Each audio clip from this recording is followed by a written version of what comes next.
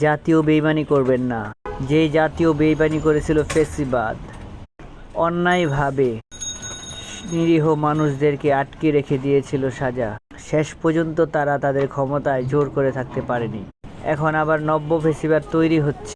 যাদের জন্য এই দেশ স্বাধীন হয়েছে তাদের উপরে এই নির্যাতন আবার শুরু হয়েছে।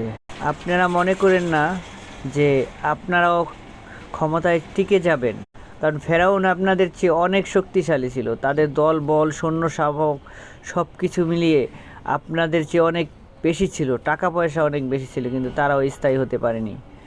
অতএব এখনো সময় আছে। জুলাই যোদ্ধাদেরকে সম্মান করুন।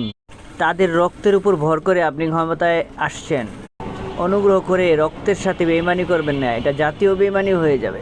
আল্লাহ তাআলা ছাড় দেন কিন্তু ছেড়ে দেন না। বেইমানি করে, কিন্তু ইতিপূর্বে যারা বেইমানি করেছে তাদের পরিণতি কী হয়েছে একটু খেয়াল করে দেখেন।